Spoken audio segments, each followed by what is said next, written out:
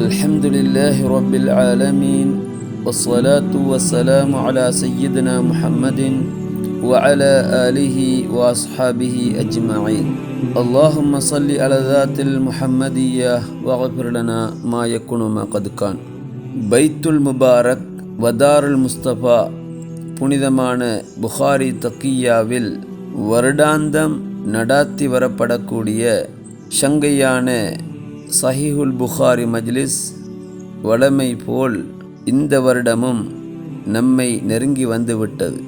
சஹீஹுல் புகாரி மஜ்லிஸ் ஆரம்பிக்கப்படுகின்றது என்றாலே அலாதியான ஒரு சந்தோஷம், அளவில்லாத ஒரு மகிழ்ச்சி.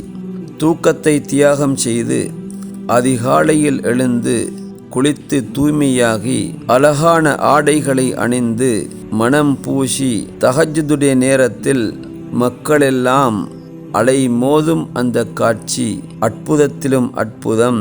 அதை வர்ணித்து சொல்லி முடிக்க முடியாது. கண்ணியத்துக்கும் பெரும் மதிப்புக்கும் உரிய எங்கள் ஷேக் நாயகம் அன்னவர்கள் சுபுஹ் தொழுகையை நடாத்தி அதனைத் தொடர்ந்து புனிதமான சஹீஹுல் புகாரி மஜ்லிஸை ஆரம்பித்து வைத்து அவர்கள் ஓதும் அந்த இனிமையான சத்தம் காதுகளுக்குள்ளால் நுழைந்து உள்ளத்தை தொட்டு இன்பத்தை பொங்கி வழிய வைக்கின்றது. இந்த இன்பத்தில் மூழ்கியவர்களாக இந்த மஜ்லிஸில் முரீதீன்கள் முஹிப்பீன்கள் அனைவர்களும் இருப்பார்கள்.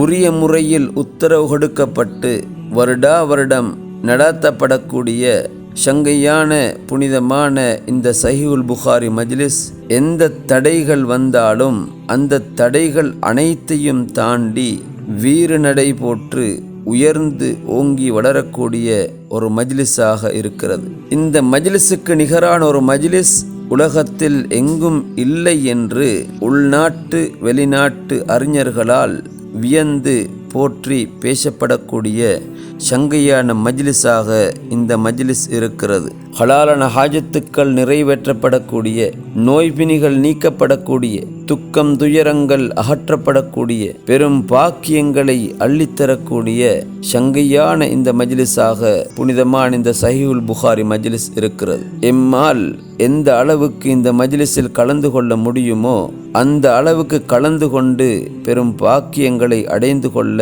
நாம் அனைவர்களும் முயற்சி செய்து கொள்ள வேண்டும். அல்லாஹு தஆலா நம் அனைவருக்கும் தௌஃபீக் செய்வானாக. ஷங்கையான இந்த மஜ்லிஸ் நடைபெறும் நாட்களில், அதாவது புகாரி மாசம் என்று நாம் சொல்லுவோமே, இந்த மாதத்தில் எங்கள் வீட்டு விசேஷங்களை, அதாவது திருமண வைபவங்கள், ஹத்னா சுன்னத்து வைபவங்கள் போன்ற எங்கள் வீட்டு விசேஷங்களை செய்யாமல் அதை கொஞ்சம் ஒதுக்கி வைத்துவிட்டு ஷங்கையான இந்த புகாரி மஜ்லிஸுக்கு முன்னுரிமை கொடுப்பதுதான் ஆதாபில் நின்றும் உள்ளது.